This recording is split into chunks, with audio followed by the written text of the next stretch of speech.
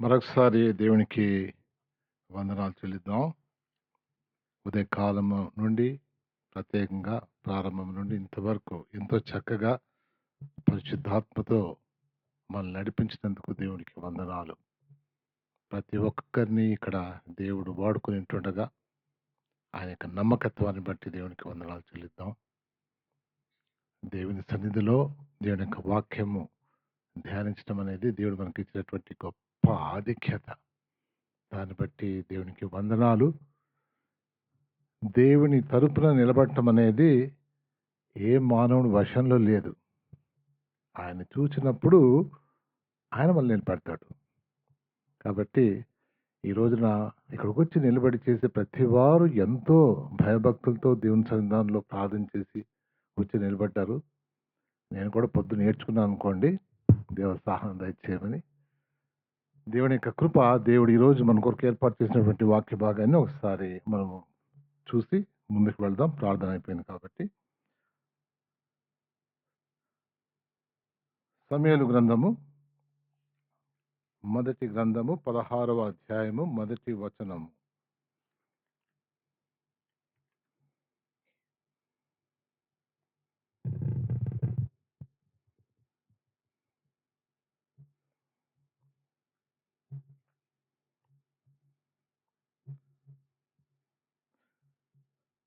మొదటి సమూయేలు 16వ అధ్యాయము మొదటి వచనము. అంతటా యెహోవా సమూయేలుతో ఇలాగు సెలవిచ్చెను, ఇశ్రాయేలీయుల మీద రాజుగా ఉండకుండా నేను విసర్జించిన సౌలును గూర్చి నీవెంతకాలం దుఃఖించవు? నీ కొమ్ము తైలంతో నింపుము. బెత్లెహేమీయుడైన యెషై యొద్దకు నిన్ను పంపుచున్నాను. అతని కుమారులలో ఒకని నేను రాజుగా నియమించుదును. దేవుణ్ణి స్తుతించకుండా ఉండగలమండి? ఈ లోకంలో మనం జీవిస్తున్నప్పుడు మనం ఎదురు చూస్తున్నటువంటి వ్యక్తి తను చేయవలసినటువంటి పని చేయలేనప్పుడు, ఆయన పక్కకి తొలగింపబడినప్పుడు, మరి మన యొక్క దేశాన్ని కాపాడేవాడు ఎవడున్నాడు అని ఆలోచన చేసేవాళ్ళు ఎంతమంది ఉన్నారండి? ఈ సమయంలో సమూయేలుకి ఆ విషయంలో బహు దుఃఖంగా ఉంది. సమూయేలు దానికి ముందు మరి సుమారు ఎన్ని సంవత్సరాలండి? 52 చాలా కాలం. పుట్టినప్పటి నుండి దేవుని సన్నిధానంలో ఉండి సమూయేలు మరి ఆయన తరపున న్యాయాధిపతిగా తన యొక్క బిడ్డల దగ్గర కూడా కొంత సమయం గడిపాడు. ఆ తర్వాత సమయం వచ్చేసరికి ప్రజలందరూ వచ్చి, సమూయేలు, అయ్యా నీకులాగా నీ పిల్లలు లేరయ్యా, మరి వారి విషయంలో చాలా కష్టంగా ఉంది అన్నప్పుడు ఆయన అట్లే చూస్తాడు. అప్పుడు వెంటనే అన్నాడు, సరే మీ పిల్లలు బాగాలేరు కాబట్టి మాకు రాజు కావాలి. ప్రార్థన చేస్తే దేవుడు ఇచ్చాడు. ప్రార్థన చేస్తే తర్వాత ఆ రాజుని తీసుకొచ్చాడు. అయితే ఆయన విసర్జింపబడిన తర్వాత మరి ఇప్పుడు ప్రశ్న, దేవా మరి ఇప్పుడు ఏంటి? నేను ముసలవాడిని అయిపోయాను, నా పిల్లలు అయితే చేయలేదు, ఇంకా ఈయన చేసింది కూడా ఎలాగుందని ఆయన దుఃఖపడుతూ ఉన్నాడు. ఎంతమంది దేవుని తరపున ఉన్నటువంటి వాళ్ళు అలాంటి దుఃఖం కలిగి ఉన్నారు? దేవునికి వందనాలు చెల్లించాలా? ఎందుకంటే సమూయేలుకు అలాంటి దుఃఖం కలిగింది. ఈరోజు అలాంటి దుఃఖం కలిగినటువంటి వారు చాలా మంది ఉన్నారు. కాబట్టి ఈరోజు కూడా మరి దూర ప్రాంతాలకు వెళ్ళి సువార్త ప్రకటించి వచ్చేవారు ఎంతోమంది దేవుడు లేపుతూ ఉన్నాడు. ఎందుకంటే దేవుని సువార్త, దేవుని కాపుదారు ప్రతి మనిషికి అవసరమై ఉంటుండగా దేవుడు అలాంటి వారిని లేపుతున్నాడు. అందుకనే ఈ యొక్క మొదటి వచనంలో మరి ఇక్కడ ఉన్నటువంటి దాంట్లో, ఎందుకు దిగులు పడుతున్నావు? కొమ్ము తీసుకో, నేను ఒకరిని చూపిస్తాను అంటాడు కదా.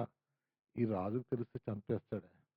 నేను ఒక ఉపాయం చెప్తాను, వెళ్ళిపో అని చెప్పడం జరిగింది. అక్కడికి ఆయన వెళ్ళినప్పుడు జరిగిన విషయాలు కొన్ని ఈ సమయంలో ఉదయకాలం జ్ఞాపకం చేద్దామని చూస్తున్నాను. చూస్తారా, ఒక వ్యక్తి జీవితంలో దేవుడు చేసే కార్యాలు చాలాసార్లు ఆ వ్యక్తి అనుకుంటాం, కానీ ఆ వ్యక్తిని నడిపించేది దేవుడని ఈ ఉదయకాలము మనకి జ్ఞాపకం చేయాలనుకుంటున్నాడు. అందుకని కీర్తనలు 75, 6, 7 వచనాలు నేను చదువుతున్నాను. తూర్పు నుండి అయినను, పడమటి నుండి అయినను, అరణ్యం నుండి అయినను హెచ్చు కలగదు. దేవుడే తీర్పు తీర్చువాడు. ఆయన ఒకని తగ్గించును, ఒకని హెచ్చించును. మొదటి రాజు సౌలును ఆయన తీసివేసేసాడు. ఈ సమయంలో ఇంకొకరిని ఆయన హెచ్చించనై ఉన్నాడు. దేవుడు చూచినట్లు మనుషుల్ని ఇంట్లో తల్లిదండ్రులు కూడా చూడరు. కాబట్టి ఆ పరిస్థితి ఇక్కడ మనకు కనబడుతూ ఉంది. ఈ యొక్క వాక్య భాగాల్లో మనం చూస్తే సమూయేలుకు దేవుడు చెప్తాడు కదా, యెష్షయి కుమారులలో ఒకడిని నేను ఏర్పాటు చేసుకున్నాను. నీవు అతని దగ్గరికి వెళ్ళు. అక్కడికి వెళ్ళిన తర్వాత నేను చూపించిన వాడిని నీవు అభిషేకించాలి అన్నటువంటి విషయాన్ని చెప్పినప్పుడు ఆయన అక్కడికి వెళ్తాడు. ఆ రోజుల్లో ప్రవక్తలు వస్తున్నారంటే, ప్రీస్టులు వస్తున్నారంటే భయపడిపోతారు. మనుషులందరూ, అయ్యా మా ఊరికి వస్తున్నావా? మంచి వార్తతో వస్తున్నావా?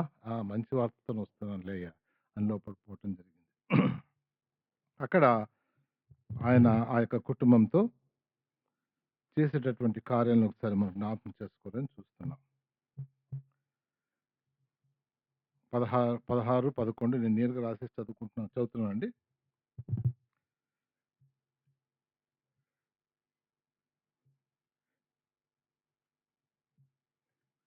16వ అధ్యాయం 11వ వచనం.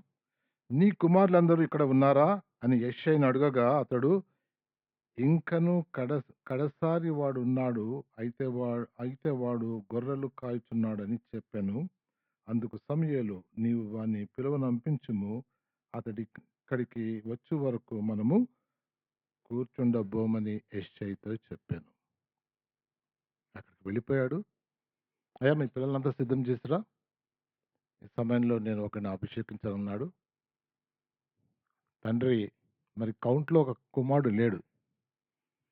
అక్కడ ఉన్నటువంటి వాళ్ళలో ఒక కనిష్ఠుని తప్పించి మిగిలిన వాళ్ళందరినీ తీసుకొచ్చి పెట్టాడు.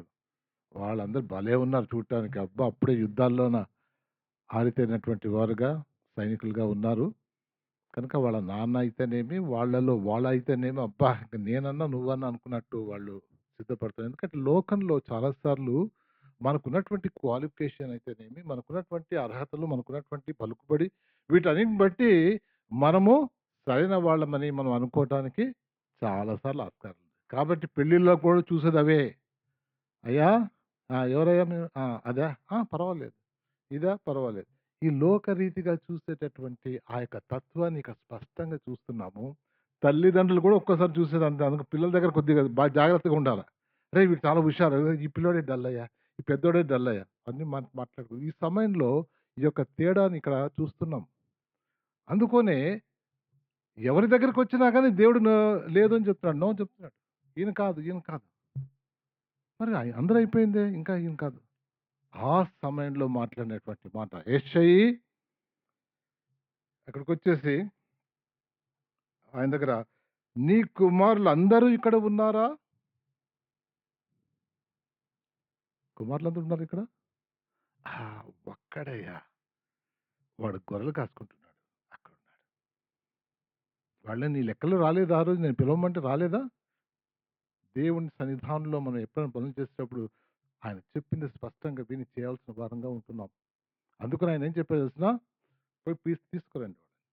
పోయి తీసుకు, అంతవరకు ఎవరు కూర్చోకూడదు. చూడండి లాస్ట్లో ఏముంది, ఎవరు కూర్చోకూడదు. ఆ కుటుంబంలో ఖాతరు చేయబడినటువంటి ఆ బిడ్డను ఇప్పుడు తీసుకురావాలి, మీరెవరు కూర్చోవద్దండి. చూడండి లాస్ట్లో ఏముంది, అతడు ఇక్కడికి వచ్చే వరకు మనం కూర్చుండబోమని యెష్షయితో చెప్పాను. దేవుడు ఎవరినైతే ఎన్నుకుంటారో వాళ్ళు సామాన్యమైన వాళ్ళు కాదు. అందుకనే ఈయన వచ్చిన తర్వాత ఆయన కొరకు చూస్తే ఆయన లేడు. మరి దేవుడు చెప్పినట్టు లేదు. అయ్యా తీసుకురండి. ఆయన వచ్చేంత వరకు బహుశా ఆ చివరి వాడిని దేవుడు ఏర్పాటు చేసుకుంటున్నాడు. ఒకరిని హెచ్చించేవాడు ఆయన. ఈ సమయంలో తల్లిదండ్రులు కూడా లెక్క చేయలేదు. మరి ఇక్కడ దేవుడు ఖాతరు చేస్తున్నాడు. వాడు వచ్చేంత వరకు మనమందరం ఎవరు కూర్చోకూడదు, నిలబడాలి. చూసారా, దేవుడు ఒకరిని ఏర్పాటు చేసుకున్నప్పుడు ఏ రీతిగా సిద్ధం చేస్తాడు. ఈయన ఎవరండి?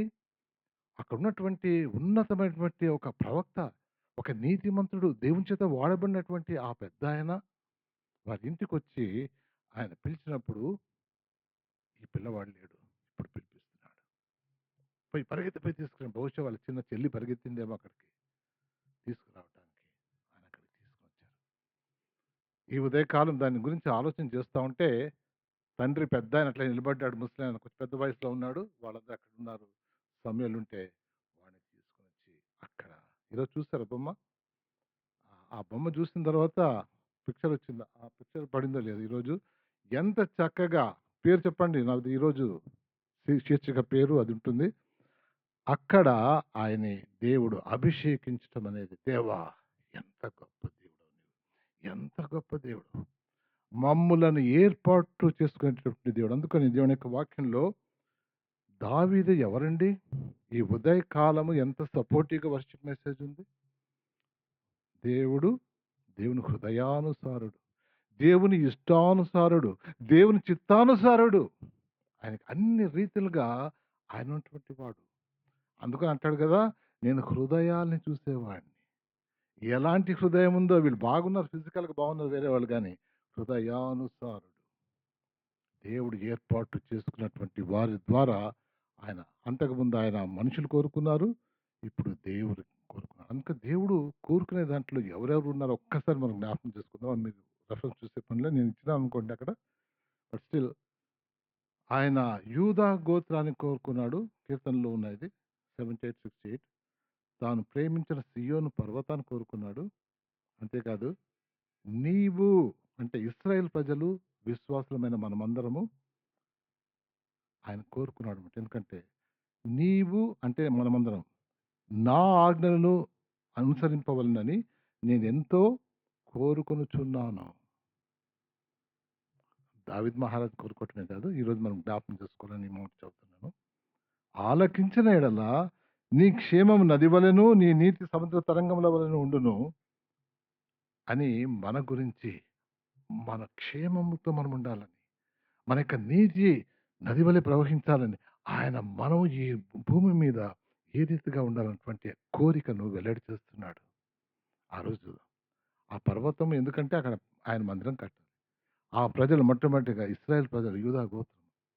ఆ తర్వాత తన దాసుడైన దావీదును కోరుకొని గొర్రెల దొడ్డిల నుండి అతన్ని పిలిపించెను. కీర్తనలో ఉంది. గొర్రెల దొడ్డిలో ఉన్నాడా? తీసుకురండి, అని నేను అభిషేకించాలి. దేవుని యొక్క అభిషేకం అన్నది చాలా బలమైంది మన యొక్క జీవితంలో. దేవుని యొక్క అభిషేకం అంటే ఈ రోజున మనకున్నటువంటి ఈ యొక్క నూతన సంఘంలో, దేవుని సంఘంలో ఎప్పుడైతే మనం యేసుక్రీస్తు వారి దగ్గర పశ్చాత్తాపం పడి రక్షణ పొందుతామో, పరిశుద్ధాత్మ దేవుని మనం పొందుకునేవారు. మనం ప్రత్యేకమైనటువంటి వారు. మన హృదయంలో ఆయన జీవించడానికి ఇష్టపడేటటువంటి దేవుడు. ఇక్కడ ఆ రోజుల్లో ఆయన సన్నిధి వారి మీద కుమ్మరించేవాడు. అందుకనే ఇక్కడ 3వ వచనం మనం ఇంకోసారి చూద్దామండి. ఈ యొక్క 3వ వచనం ఏంటంటే 16, 13. సమూయేలు తైలపు కొమ్మును తీసి వాని సహోదరుల ఎదుట వానికి అభిషేకం చేసెను. నాట నుండి యెహోవా ఆత్మ దావీదు మీదికి బలముగా వచ్చెను. దేవుని కార్యాలు. ఆ తర్వాత పక్కన పోతే సమూయేలు నుండి ఆత్మ వెళ్ళిపోయి పరలోకం నుండి, దేవుని దగ్గర నుండి దురాత్మ వచ్చేసింది. చూస్తారా? ఎక్స్చేంజ్. ఒకరిని హెచ్చించేవాడు, ఒకరిని తగ్గించేవాడు ఎవరండి? దేవుడండి. అందుకనే మన ప్రయత్నాలు, మన మాటలు అన్నీ పక్కన పెడతాం. దేవుని యొక్క మాటలే సరైనవని దేవుని యొక్క వాక్యం జ్ఞాపకం చేస్తూ ఉంది. ఎంత స్పష్టంగా ఉందండి. ఈ యొక్క దావీదు అంతవరకు ఖాతరు చేయబడినటువంటి వారి ముందు వాళ్ళ చూడండి, వాళ్ళ సహోదరులు, వాళ్ళ నాన్న వాళ్ళ ముందు అభిషేకం చేశారు. మీరంతా అనుకుంటున్నారా? ఈయన ఏర్పాటు చేశారు. కాబోయే రాజు అనే దేవుడు వారికి జ్ఞాపకం చేశాడు. మరి దావీదు ఎక్స్పీరియన్స్ ఎలాగుండింటదండి? దావీదు ఎక్స్పీరియన్స్ స్పోర్ట్స్ నేను అప్పుడప్పుడు వాచ్ చేసేవాడిని. ఈ మధ్యలో లేదు, అంతకుముందు. వింబిల్డన్ ఛాంపియన్ గేమ్స్ జరుగుతున్నప్పుడు చూస్తుంటా. ఒక వింబిల్డన్ ఛాంపియన్ వాళ్ళు సెట్స్ ఆడేటప్పుడు ఒక సెట్ తర్వాత మధ్యలో వచ్చి కూర్చొని టవల్తో తుడుచుకొని అక్కడ ఉన్నటువంటి సాఫ్ట్ డ్రింక్ తాగుతారు, కొంచెం ఎనర్జీ డ్రింక్స్ తాగుతుంటారు అనమాట. ఒక నా ఫేవరెట్ ఆయన కూర్చున్నాడు, ఫెడరర్ అనుకుంటా. అక్కడ బాల్ అందించేటటువంటి అబ్బాయి వీళ్ళు ఆడుతుంటే వెనకాల బాల్ తీసుకొనొచ్చి మళ్ళీ అందిస్తుంటారనమాట. వాడు ఇట్లా పోతున్నాడు పక్కలో. వాడిని ఇట్లా పిలిచాడు. వాళ్ళ ప్లేయర్స్ దగ్గరొచ్చి వాడు నిలబట్టాలనంటే చాలా గ్రేట్. నా పక్కలో కూర్చోమన్నాడు. కూర్చున్నాడు.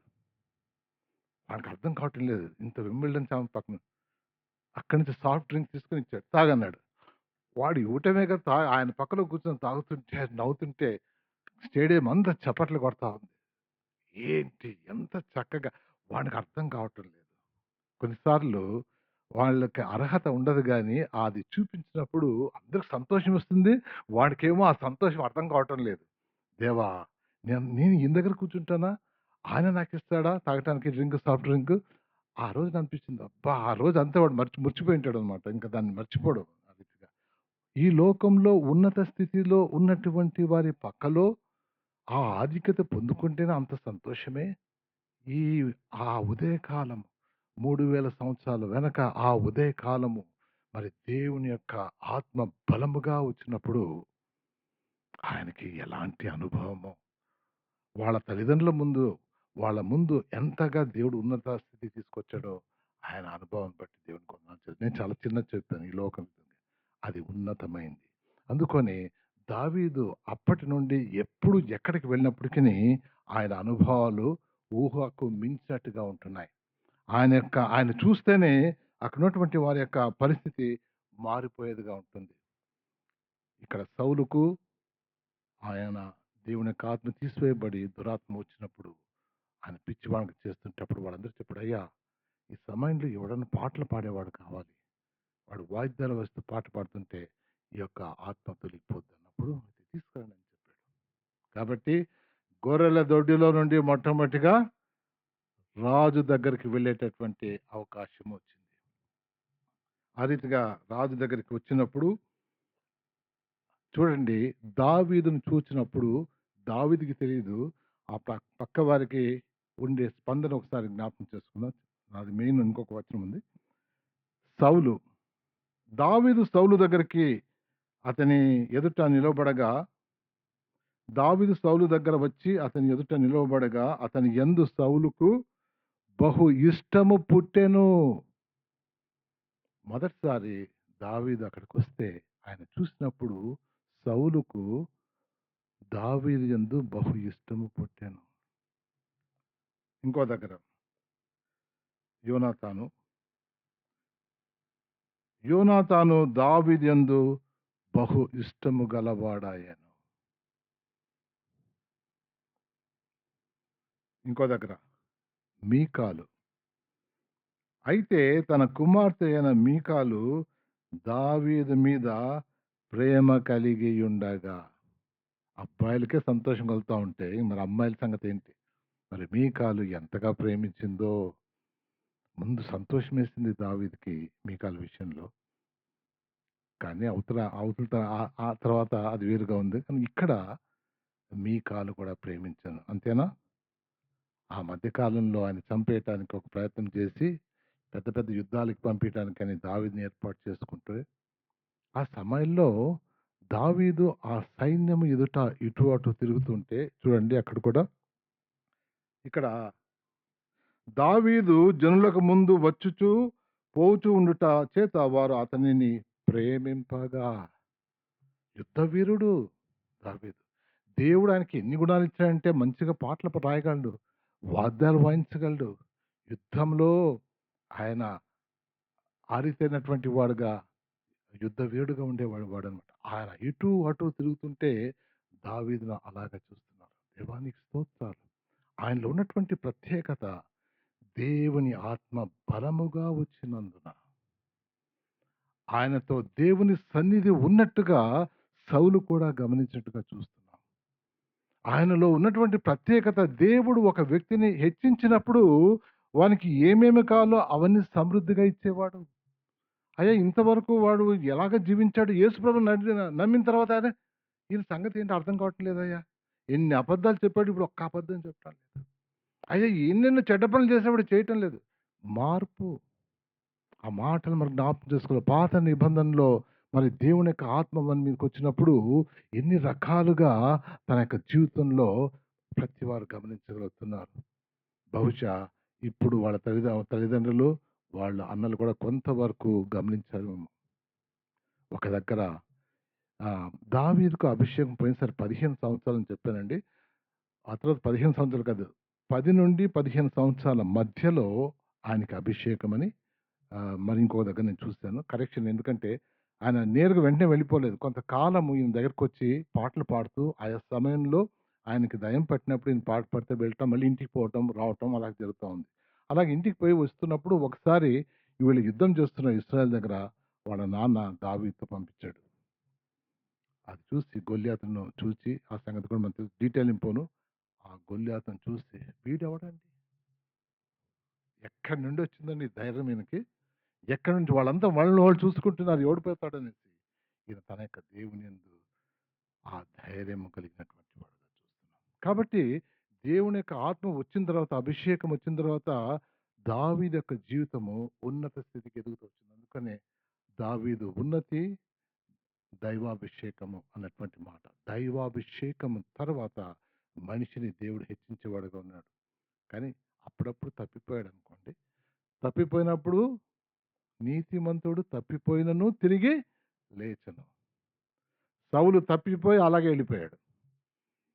ఈయన తప్పిపోయి లేచొచ్చాడు. కాబట్టి ఈ సమయంలో మనం కంటిన్యూషన్ ఎక్కడంటే తప్పిపోయి మళ్ళీ తిరిగి లేచిన దగ్గర నుంచి మళ్ళీ కంటిన్యూ అవుద్ది పోయిన సార్లు వాక్య భాగాన్ని. ఇక్కడ చూడండి మొట్టమొదటిగా దావీదును దేవుడు ఏర్పాటు చేసుకున్న విషయంలో ఆయన కోరిక కలిగి ఉన్నాడు.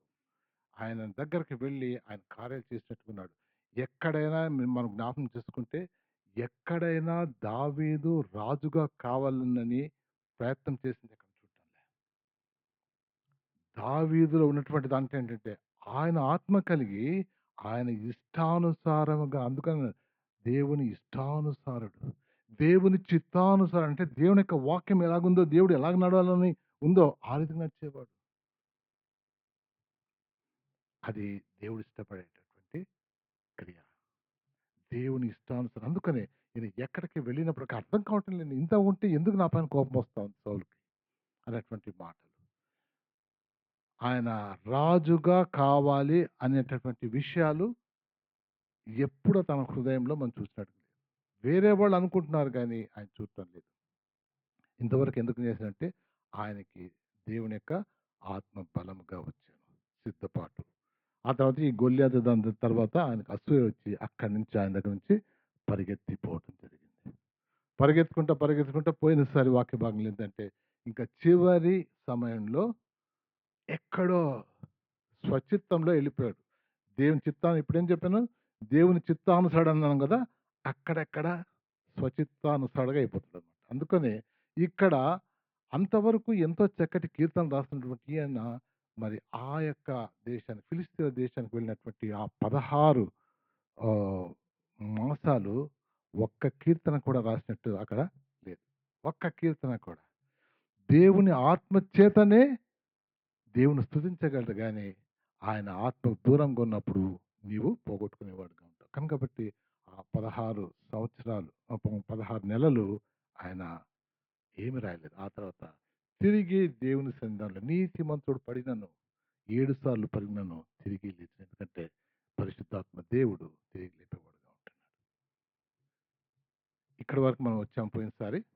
ఆయన ఫిలిస్తీ దేశం నుండి చివరికి వాళ్ళ దగ్గర యుద్ధం చేయకుండా సిగ్లకు అన్నటువంటి వాళ్ళ గ్రామానికి వెళ్తారు. వెళ్ళేసరికి ఆ గ్రామం అంతా కాలిపోయి ఉంటుంది. వెంటనే వాళ్ళు రాళ్ళతో కొట్టి చంపాలనుకున్న ప్రయత్నం చేస్తారు. ఆ సమయంలో దేవుని యందు బలము తెచ్చుకొని వెళ్ళి దేవా ఏం చేయమంటావు, వెళ్ళిపోయి వాళ్ళ యొక్క అన్ని మళ్ళీ సంపాదించుకొని వచ్చాడుగా చూస్తున్నాం. ఆయన ఇక్కడ సంపాదించుకొని వచ్చాడు. సిగ్లగ్లో రెండో రోజు ఆ రీతిగా ఉన్నప్పుడు ఆయనకు వచ్చినటువంటి వార్త ఏంటంటే ఇశ్రాయేలీయులు ఫిలిస్తీన్ల చేత ఓడింపబడ్డారు.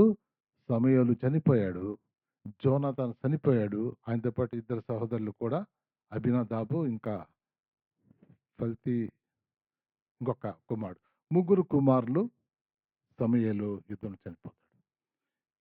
ఈ యొక్క సిగ్లగ్లో ఉన్నటువంటి ఆ సమయంలో మరి అక్కడి నుంచి తప్పించుకుని వచ్చినటువంటి వాడు మరి ఈయనకి ఆ యొక్క రిపోర్ట్ ఇచ్చాడు. అదే మనము దయచేసి సమూయేలు రెండవ సమూయేలు దగ్గరికెళ్ళిపోదాం నేరుగా. పోయినసారి కంటిన్యూషన్ దగ్గర.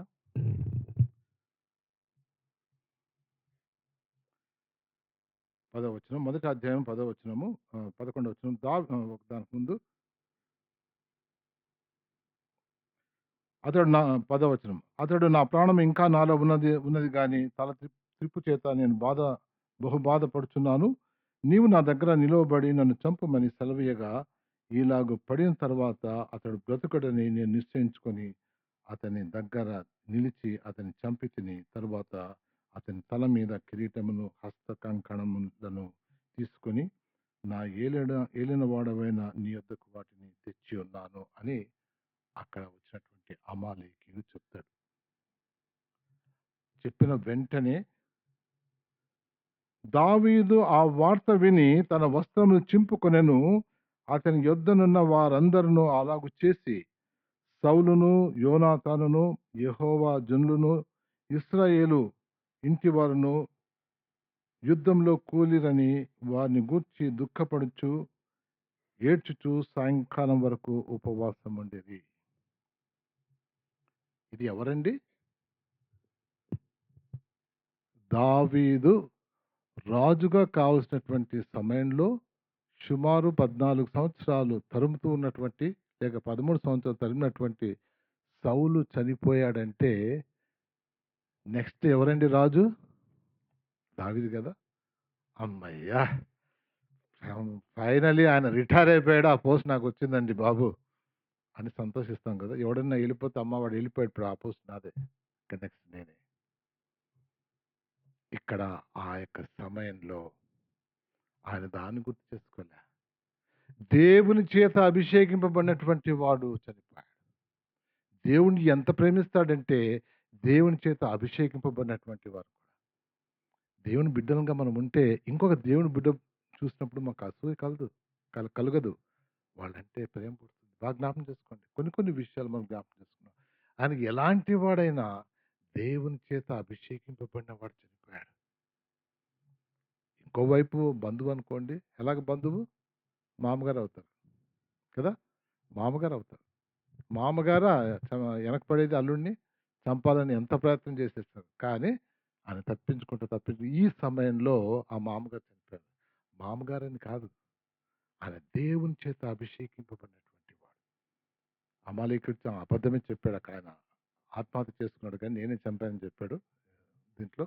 కానీ ఇక్కడ ఆ విషయం విన్నప్పుడు ఆయన ఉపవాసం ఉండి ఆ రోజున ఆ యొక్క దుఃఖాన్ని తెలియజేసినట్టుగా చూస్తున్నాం.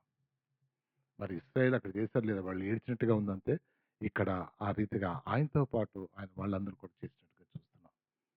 ఇది శత్రువులను ప్రేమించేటటువంటి గొప్ప గుణము, దేవునికి ఇష్టమైన గుణము, దేవుని ఇష్టానుసారుడు, ఆ మనసు కలిగినటువంటి వాడు. ఇది నామకార్థంగా చేసింది కాదండి. నిజమైనటువంటి దుఃఖంతో ఆ రోజున ఉపవాసం ఉండి మరి ఆయన సన్నిధిలో ఆయన గౌరవపరిచినట్టుగా చూస్తున్నాం. దేవునికి వందనాలు. నీ శత్రువు పడిపోయినప్పుడు నువ్వు సంతోషించకూడదు అన్నటువంటి మాట నెరవేర్చినాడు. ఎందుకంటే ఇక్కడ ఈ సమయంలో ప్రత్యేకంగా ఆయన సంతానంలో రానై ఉన్నటువంటి ఆయన కుమారుడు యేసుక్రీస్తు వారికి కలుగబోయే విషయాన్ని ఇక్కడ మనకు జ్ఞాపకం చేస్తున్నాడు. వాళ్ళందరూ ఆయన చంపి శిలువ మీద వేస్తే, దేవా వీళ్ళని క్షమించు అన్నటువంటి మాట ఎంత గొప్ప విషయం అండి. ఈ పాత నిబంధనలు ఉన్నటువంటి వాటి నెరవేర్పులు మనం కొత్త నిబంధనలు చూస్తున్నాం. ఇక్కడ వాళ్ళ శత్రువులే కదా చనిపోయాడు, కానీ ఈయన సంతోషించలేదు, ఆయన క్షమించాడు. అందుకని ఈరోజు ఫర్గివింగ్ గురించి కూడా జ్ఞాపకం చేశారు. అవునా? ఫర్గివింగ్ గురించి. Forgiving is the one which always makes us free. యొక్క మనల్ని ఎప్పుడైతే మనం క్షమిస్తామో అది మనల్ని స్వతంత్రులనుగా చేయను. ఆ తర్వాత ఆ మాట రాసింది చూశాను నేను. చాలా చక్కగా నేను చెప్పవలసినటువంటి విషయాలు మా బిడ్డల ద్వారా జ్ఞాపకం చేసినందుకు దేవునికి వందనాలు. తర్వాత బిట్టర్నెస్ బైండ్స్. బిట్టర్నెస్ తెలుగు ఏంటండి? కోపమా? ఓర్వలేనితనమా? అది ఏం చేస్తుంటే వాళ్ళని మనం క్షమించకపోతే వారి విషయంలో ఇంకా మనం ఆయాసం కలిగి ఉంటే మనల్ని కట్టివేసేదిగా ఉంటుంది. కనుక ఈయన జీవితంలో ఉన్నటువంటి ఆ యొక్క శాంతి సమాధానం ఏంటంటే, ఆ రాజు ఎన్ని సార్లు తలంతున్నా, ఆ రాజు ఈయన చేతిలో దొరికినా, దేవుని చేత అభిషేకించినటువంటి వాడిని దేవుడే తీసివేయాలి గాని ఇంకెవరు తీసివేయడానికి లేదు అన్నటువంటి విషయాన్ని ఇక్కడ దేవుని ఇష్టానుసారుడుగా జీవించాడు. దాన్ని బట్టి దేవునికి వందనాలు చెల్లించాలా. 2వ అధ్యాయము మొదటి వచనాలు చూద్దాం. ఇది జరిగిన తరువాత యూదా పట్టణంలోనికి నేను పోవుదునా అని దావీదు యెహోవా యొద్ద విచారణ చేయగా పోవచ్చునని యెహోవా అతనికి సెలవిచ్చాను.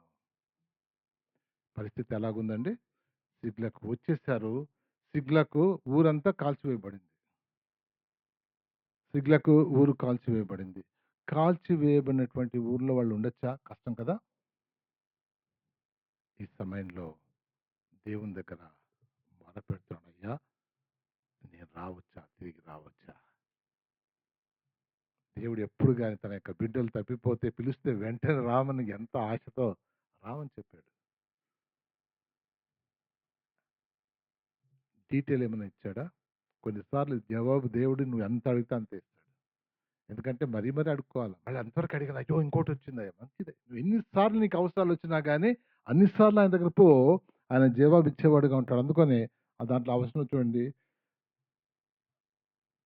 పోవచ్చునని యెహోవా అతనికి సెలవిచ్చాను. నేను పోవలసిన స్థలం ఏదని దావీదు మనవి చేయకంటే మళ్ళీ హెబ్రోనునకు పొమ్మని ఆయన సెలవిచ్చాను.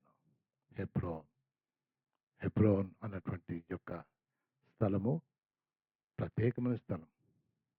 అబ్రహాం మొట్టమొదటికి వచ్చినటువంటి నిలబడిన స్థలము, వారు పాతిపెట్టబడినటువంటి స్థలము. అంతేకాదు, ఈ యొక్క హెబ్రోను అనే మాటకు అర్థం ఏంటంటే ఫ్రెండ్షిప్, ఫ్రెండ్షిప్, స్నేహము అన్నటువంటి అర్థం. అంతే, ఫ్రెండ్షిప్ అన్నటువంటి మాట, ద ప్లేస్ ఆఫ్ ఫ్రెండ్షిప్. కాబట్టి ఈ యొక్క స్థలం సియోన్ అంటే ఫ్రెండ్షిప్. దేవుడు ఎంతగా ఆయన చూసినట్టు తిరిగిరా నా సహవాసానికి అన్నట్టుగా సియోను ప్రాంతానికి రామని ఇక్కడ చెప్పినట్టుగా చూస్తున్నాం. ఎంత మంచి విషయం అండి. దేవుడు నువ్వు ఎప్పుడు తిరిగి వస్తానన్నా నేను అంగీకరించేవాడుగా ఉంటున్నాడు. మన యొక్క జీవితంలో అది చాలా అవసరమైంది. దేవుడిని నువ్వు అడిగితే దేవుడు నీకు మంచి డైరెక్షన్ ఇస్తాడు. దేవుడిని అడగకపోతే నువ్వు ఇంకో స్థలానికి పోతావు. దేవుడిని అడగకుండా సిగ్లకు వెళ్ళిపోయాడు, ఫిలిస్తీన్ దేశానికి వెళ్ళిపోయాడు, ఆకీష్ దగ్గరికి వెళ్ళిపోయాడు. ఇప్పుడు తిరిగి తల దించుకొని, దేవా మళ్ళీ నేను వస్తాను. రాయా, ఎక్కడ రామంటావు? సియోనుకు రా, let us have friendship once again. మళ్ళీ ఇంకోసారి మనము కలిసి ఉందాం రా. ఎంత గొప్ప దేవుడండి. ఇక్కడ దేవుని యొక్క కృప ఆయన చూస్తున్నట్టుగా చేస్తున్నాం. ఇప్పుడు అక్కడికి వచ్చిన తర్వాత అవి సియోను గ్రామాలవి. వచ్చిన తర్వాత ఆయన ఎక్కడుండాలండి? ఏం చేయాలండి ఇప్పుడు? ఆ రాజు చనిపోయాడు కాబట్టి ఇక నేను రాజు అవుతాను అన్నాడా? అన్నాడా? మన యొక్క జీవితాల్లో అన్ని అవకాశాలు రెడీ అయిన తర్వాత ఇంకా నెక్స్ట్ నాదే అని అన్నప్పుడు మనం ఆగాలండి. దేవుడు నిన్ను హెచ్చించేంత వరకు అక్కడ ఆగాలి. అందుకని ఇప్పుడు ఏమని చెప్పాడు? వెళ్ళి సియోనులో ఉన్నామంటే వెళ్ళిపోయాడు. ఆ సియోను గ్రామంలో ఉన్నాడు, అంతే, ఇంకేం చేయలేదు. బహుశా నా వరకు అనుకుంటాను దేవుని ఇష్టానుసాడు కాబట్టి, దేవా చాలా థ్యాంక్స్ అయ్యా, అన్ని ఇల్లు కాలిపోయినాయి, ఇక్కడ కొంచెం బాగుంది. ఎందుకంటే సియోను చాలా బలవంతమైన స్థలం. అప్పుడు ఒకసారి స్పైస్ని పంపించినప్పుడు పెద్ద పెద్ద ద్రాక్ష గెలలు తీసుకొచ్చారు. అక్కడ పండేవే, దాని దగ్గర ఆ లోయలో పండేటటువంటిది. అది చాలా ప్రత్యేకమైనటువంటి స్థలం. బహుశా సిగ్లగ్ నుండి ఇక్కడికి వచ్చిన తర్వాత వాళ్ళందరూ కలిసి, అబ్బా ఇది ఎంత బాగుంది స్థలం, అక్కడి నుంచి ఇక్కడికి వచ్చామని ఆ సంతోషంలో ఉన్నారేమో. ఎందుకంటే వారికి దేవుణ్ణి స్తుతించటము, దేవుడు ఇచ్చిన దాన్ని బట్టి దేవుని మహింపరచడము, దాంట్లోనే ఆయన వస్తున్నాడు కాబట్టి అక్కడ ఆగిపోయాడు. అది ఈ రోజున క్రైస్తవులు చేయవలసింది. నీకు ఎన్ని అవకాశాలున్నా, నీ పేరు నెక్స్ట్ ఉన్నా, సార్ ఆ తర్వాత వెయిటింగ్ లిస్ట్ నాదే సార్, నాదే ఆ సీటు, భలేవాడు ఇంకా చెప్పలేదండి అనే పని లేదు. వెయిట్ చేయి, పిలుస్తాడు స్టేషన్ మాస్టర్, అయ్యా నీకు వచ్చేసింది వెళ్ళమని. వెయిట్. అది చాలా ప్రాముఖ్యమైన విషయం. ఎందుకంటే దేవుని యొక్క వాక్యంలో ఒక్కసారి లూకా అధ్యాయానికి వెళ్తున్న సువార్త 14వ అధ్యాయము. లూకా 14వ అధ్యాయము ఈరోజు మనకు దేవుడు నేర్పించే పాఠం. 8 నుండి కొన్ని వచనాలు. నిన్నెవరైనను పెళ్లి విందుకు పిలిచినప్పుడు అగ్రపీఠం మీద కూర్చుండవద్దు. ఒకవేళ నీకంటే ఘనుడు అతని చేత పిలువబడగా నిన్నును అతనిని పిలిచిన వాడు వచ్చి ఇతనికి చోటిమ్మని నీతో చెప్పును. అప్పుడు నీవు సిగ్గుపడి కడపటి చోటన కూర్చుండసాగదు. అయితే నీవు పిలిచినప్పుడు నిన్ను పిలిచిన వాడు వచ్చి స్నేహితుడా పైచోటికి పొమ్మని నీతో చెప్పులాగున నీవు పోయి కడపటి చోటున కూర్చుండుము. అప్పుడు నీతో కూడా కూర్చుండు వారందరూ ఎదుట నీకు ఘనత కలుగును. నేర్చుకుందాం. క్రైస్తవులుగా మనం నేర్చుకోవాల్సిన విషయం ఏంటంటే మేము దేవుడు ఇచ్చేంత వరకు ఇక్కడే కూర్చుంటామయ్యా. I'm very very happy about 2 testimonies. RK చెప్పాడు కదా, ఎందుకు లేట్ అయిందని బాధపడ్డాను కానీ దాని నుండి నాకు డబ్బులు వచ్చినాయి. అదేంటమ్మా గ్రాటిట్యూడ్. తర్వాత చూద్దాం ఎంత వచ్చిందో కనుక్కుందాం. చాలా డబ్బులు అయితే చాలా థ్యాంక్స్. తర్వాత డాక్టర్ సుజన ఆ మాట ఒక్క మాట చెప్పింది, doctors word is not the last. కదమ్మా ఆ మాట చెప్పు. ఆ మాట నచ్చింది. మనుషుల దేవుడండి, మనుషులు మించిన దేవుడు దాన్ని కమా చేసేస్తాడు. డాక్టర్స్ ఫుల్ స్టాప్ పెడితే ఆయన కమా చేస్తాడు. ఆపండి ఆగండి, ఇక్కడ ఆయన ఆగిపోయాడు. ఎందుకు ఆగిపోయాడు? దేవుని కార్యం చూడాలా, దేవుని కార్యం చూడాలా. అందుకని అన్నీ వచ్చేసినాయి కానీ ఆయన పోయి ఆ గ్రామాల్లో ఉన్నాడు. ఇప్పుడు దేవుడు కార్యం చేస్తాడు. నా బిడ్డ నేను ఇచ్చేంత వరకు ఎదురు చూస్తున్నాడే. అందుకని 4వ వచనం ఏం జరిగింది? 4వ వచనంలో ఒకసారి చదువుదాం. 4వ వచనం ఒకసారి చూద్దాం ఏముందండి.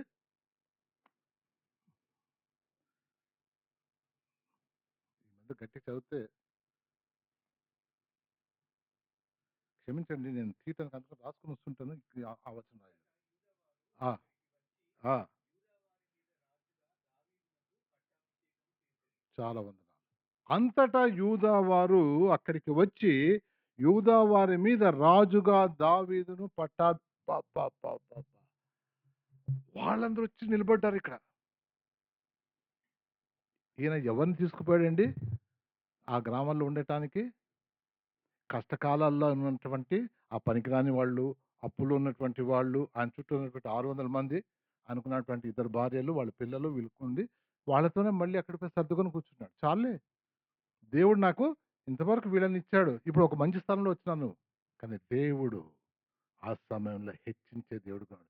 దేవుడు తన వాగ్దానం చేసేదాన్ని నెరవేర్చే దేవుడు. మనం నమ్ముతున్నామా? వెయిట్. ఈ రోజున వెయిట్ చేసిన దానివల్ల మనకి ఇన్ని అనుభవం, ఆ సాక్ష్యం చెప్పిన తర్వాత అబ్బా నా పాయింట్కి బలం వచ్చిందా ఈరోజు. మా బిడ్డలను వెయిట్ చేశారు, నువ్వు జవాబు ఇచ్చావు. అమ్మ దేవుడు నేర్పించేది అది. ప్రమోషన్ చేయొద్దు. మరి ముఖ్యంగా సంఘంలో నేను మంచోళ్ళే అబ్బా, కొంచెం వెయిట్ చేయి, దేవుడు టైం ఇస్తాడు నీకు. ఆ టైం వరకు ఎంతమంది మీరు వాకింగ్ చెప్పరు? వచ్చిన వాళ్ళు అందరూ వచ్చి వాకింగ్ చెప్తున్నారా? ఇక్కడ వాళ్ళు వెయిట్ చేస్తారు. పెద్దలు చూసి కొంచెం ఆలోచన చేసి అప్పుడే వద్దు వెయిట్ చేద్దాం, అని సంగతి చూద్దాం, సాక్ష్యం చూద్దాం అని చూసి ఆ తర్వాత బ్రదర్ కొంచెం వాకింగ్ చెప్తారా? అమ్మయ్యా, ఆ రోజు దేవా వందనాలయ్యా. గొనుక్కోద్దండి, నాకు ఎప్పుడు వస్తుంది? నో, ఇస్తే చెప్తాను, లేకుంటే లేదు, అంతే. నాకు అది ఇస్తే ఊడ్చే ఇస్తావు, అబ్బా చేసేస్తానయ్యా. నాకు ఊడ్చేది ఇస్తావు కాదు. ఏది ఇచ్చినా దేవుని సేవలో మనము ఇచ్చిన దాన్ని హ్యాపీగా తీసుకోవాలి. పాటలు పాడతావా? పాడతాను సార్. పాట బాగా వస్తే ప్రయత్నం చేస్తాను సార్, అంత కూడా రాదు. ట్రై అమ్మా చూద్దాం. ఇంకోసారి ఇప్పుడు వద్దులే, ఇంకో 2 వారాలు ప్రాక్టీస్ చేసిన తర్వాత పెడతాను. ఏం పర్వాలేదు. అబ్బా నేను పాడలేదని పెట్టలేదు. నో నో నో, ఏదైనా కానీ దేవుడు నీకు ఇచ్చేంత వరకు ఎదురు చూడటం అనేది దేవుని యొక్క పద్ధతి.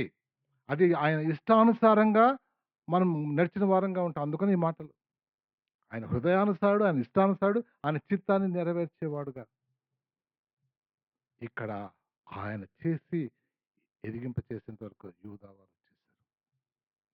యూదావారు రాజుగా చేశారు. దేవుడు అభిషేకించింది దేనికండి? యూదా గోత్రం వరకేనా? 12లో ఒకటే గోత్రము యూదా గోత్రం అయింది. 11 గోత్రాలు ఏమైపోయింది? అక్కడ ఇంకొక ఆయన ఉన్నాడు. ఈయన వీళ్ళు ఇక్కడ చేయగానే దడ పుట్టింది. అక్కడ అబ్నేర్ అని ఉన్నాడు, సౌలు యొక్క సేనాధిపతి. ఆ అబ్నేరు ఎవరు కాదు, సౌలు యొక్క పినతండ్రి. అంటే సౌలు యొక్క నాన్న కీషు, కీషు వాళ్ళ బ్రదరు నేరు, నేరు కుమారుడు అబ్నేరు, అంటే తమ్ముడే. సౌలుకి అంత దగ్గర. కానీ సైన్యాధిపతి.